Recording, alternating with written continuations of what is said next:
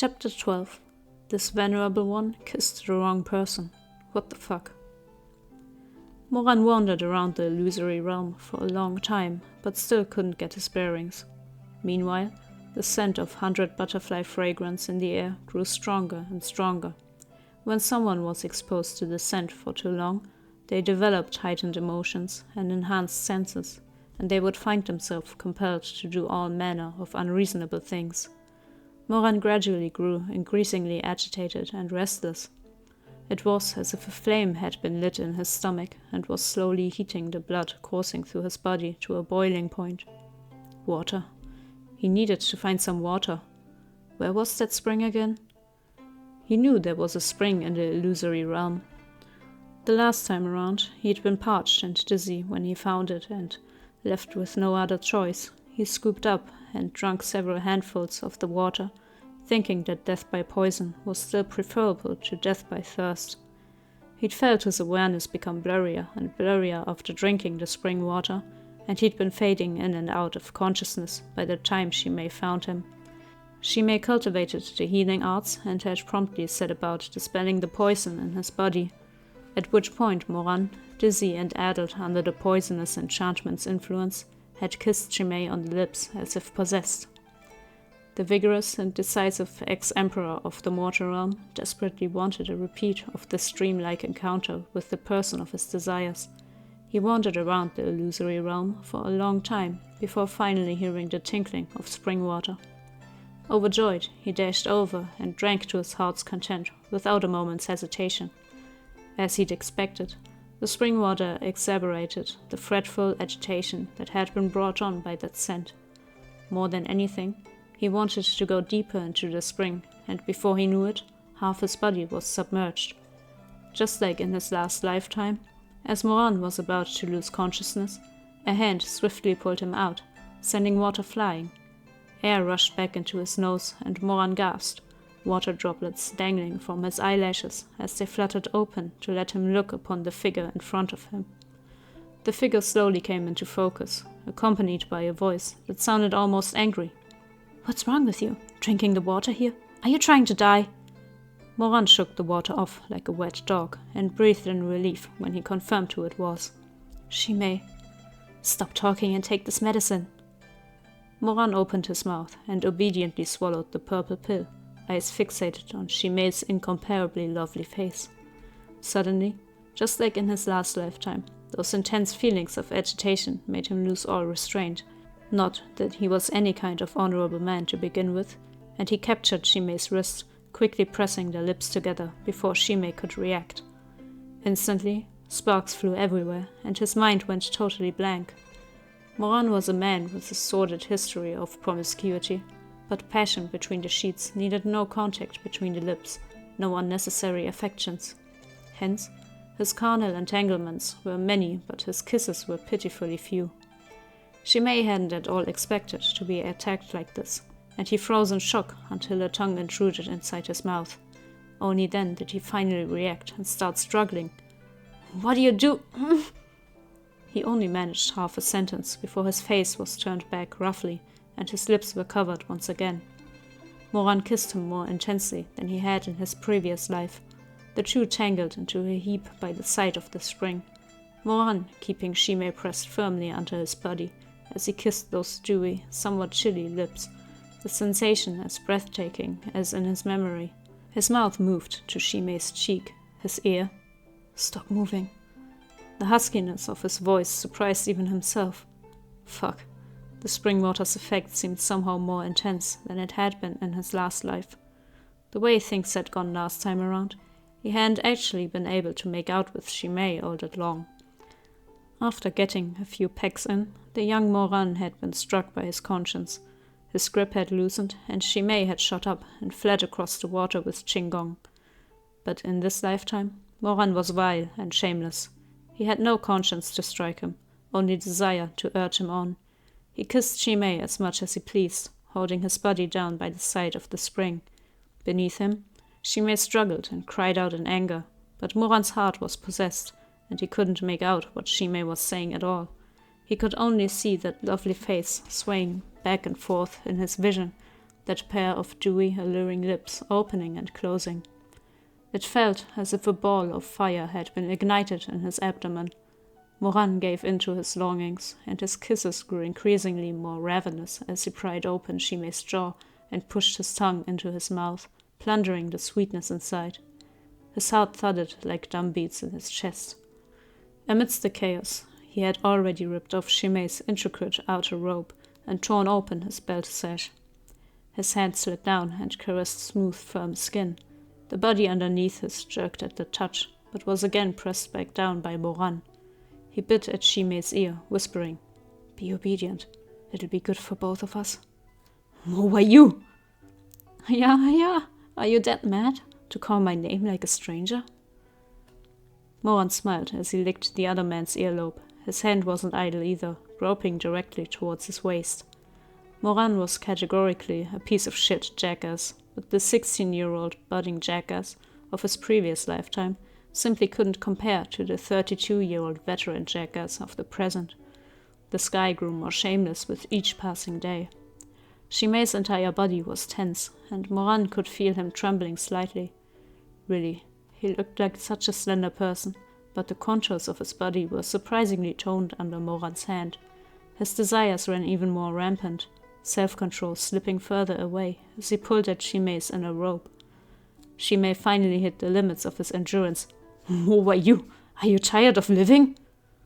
There was a loud bang, and a burst of intense spiritual energy tossed Moran aside. The power was ferocious, and Moran was caught completely off guard. His entire body was flung to the side, flipping over and slamming against a rock by the side of the spring, and he nearly coughed up blood. Shi Mei clutched at his disheveled clothing as he stood, flustered. Golden spiritual energy crackled in a frenzy at his palm, and sparks flew audibly, mirroring the fury in his eyes. Moran was dizzy from the impact, but even then he had a vague sense that something wasn't quite right. "Tianwen, come!" Following the enraged bellow, a golden willow vine appeared in Shi Mei's hands as Tianwen answered his call. The willow vine glowed piercingly bright, streaks of fire and bursts of gold coursing along its length, willow leaves swirling in the air. Moran was stunned. Since when had Shi Mei learned how to summon Tianwen? The thought hadn't even settled in his mind before Tianwen viciously ripped through the air toward him. There was no reservation whatsoever in that lashing, and the blood of the despicable scoundrel Tashianjun was spilled without mercy. If anyone who had suffered at Moran's hands were to see this scene, like Rongju, they would no doubt have clapped and cheered. "Nice one, awesome, do it again, vanquish the evildoer, what a good deed!" Under this relentless storm of brutal lashings, Moran finally sobered up. Shi Mei was so gentle. How could this be him? Who but Chuaning was so greatly skilled at whipping people? Chuaning's hand grew tired from all the whipping, and only then did he pause to take a breath, rubbing his wrist. He was just about to continue when Moran, leaning against the rock, coughed up a large amount of blood. "No more. I literally die." Moran coughed up yet more blood, and felt his heart sink to the depths of the abyss. That had definitely been the best and most remarkable highlight in his history of debauchery. Why the fuck was it Chuaning who'd come for him? What's more, for some reason Chuaning had worn Shi Mei's face. Even his voice had sounded exactly the same. Moran wiped the blood from the corners of his mouth and looked up, panting. Perhaps it was due to the beating, or perhaps it was because the medicine Chuaning had given him earlier was finally starting to work, but when he raised his head this time, the person before him was no longer Shi Mei. Chuaning seethed from where he stood under a tree, his face dark as he glared at Moran, his eyes like twin bolts of lightning. That vicious and enraged look of his really was frightening, but Moran stared for a few seconds and realized that he had grown shamelessly hard.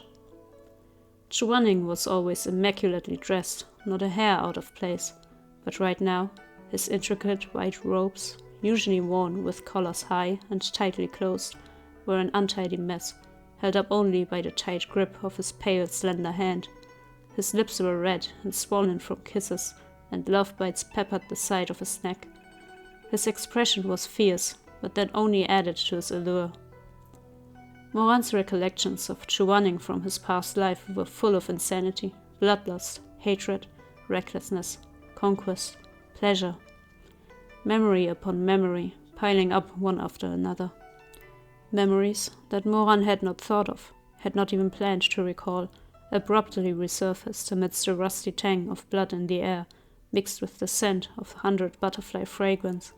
They were shockingly vivid, impossible to block out, and they swelled like the tide to flood his thoughts. Fuck. In the end, he really couldn't afford to see Chuaning look like this after all. Even if he loathed him, hated him, so much so that he wanted to chop him up and make him into wontons and eat him, Moran had to admit that in his previous life, his most fervent entanglements, his most intense climaxes, all of them had been gotten off of Chuaning's body. Hating him was one thing, but as a man, especially a vulgar, shameless man like Moran, the body's instinctive reaction was another matter altogether. Chuaning let out a breath. He seemed genuinely furious, and the hand holding Tianwen shook slightly. Finally come to your senses? Moran forced down a mouthful of blood. Yes, shizun. Chuaning seemed like he wasn't done doling out beatings yet, but he recognized that Moran had been under the influence of the illusion, and shouldn't be blamed for all of his actions. He hesitated for a moment, but, at length, put the willow vine away. What happened today? Moran rushed to speak before Chuaning finished. No one will know besides you and me. I absolutely won't say anything. Let the heavens strike me with lightning if I speak a word of it. Chuaning was quiet for a moment, then smiled grimly. I've heard you take that oath no fewer than 100 times, and not once did your word count for anything. I'm definitely serious this time. Sure, his body might have reacted, but as far as Moran was concerned, wanting to fuck Chuaning was like wanting to eat stinky tofu. Neither were sentiments that should be bandied out in public. Just eat your stinky tofu in a corner away from everyone else, so they won't have to smell it. The same went for wanting to bed Chuaning. Moran had always loathed Chuaning. How could he let anyone know that he loathed him on one hand, but secretly wanted to fuck him on the other? If that wasn't crazy, then what was? As for his sordid business with Chuaning in his previous life, spare him. He really didn't want to mention it. This illusion's influence is strong. Whoever you meet within it takes on the appearance of the person your heart most wishes to see. Chuaning explained as he walked alongside Moran. To avoid its influence, you must remain calm and stay focused. Oh. Huh? Wait a second. Moran suddenly thought of something and quivered. If that was the case, then the Shi Mei that he'd met in the illusory realm on his last life might not have been the real Shi Mei either? What if that had also been? He snuck a sideways glance at Chuaning and couldn't help but shudder. No way. If that had been Chuaning he'd kissed in his last lifetime, he definitely would have gotten a good old round of whipping. Or at the very, very least a slap. It couldn't have been Chuaning. Definitely not. In the midst of Moran's internal crisis, Chuaning halted and pulled Moran behind him. Quiet. What is it? There's movement ahead. This incident had unfolded completely differently from how it had in his previous life, so Moran didn't know what to expect anymore. At Chuaning's words, he immediately said, Maybe it's Shi Mei. Chuaning frowned. While in this illusory realm, you absolutely must not imagine who you might meet ahead, or else whoever or whatever you meet will take on that person's appearance. Remove distractions, focus your thoughts. Moran tried to do so for a bit, but then realized that he couldn't. Chuaning glanced at him. A dagger of concentrated spiritual energy formed in his hand and jabbed unceremoniously into Moran's arm. Ow! Don't yell. Chuaning had anticipated this. His other hand was already touching Moran's lips with a golden light, and Moran suddenly couldn't make a sound. Does it hurt? What do you think? Why don't you stab yourself too and see if it hurts? Moran nodded pitifully, eyes watering. Good. Focus on the pain and don't think about anything else. Follow behind me. Let's go take a look. Moran silently cursed Chuaning as he followed quietly behind him on the winding path.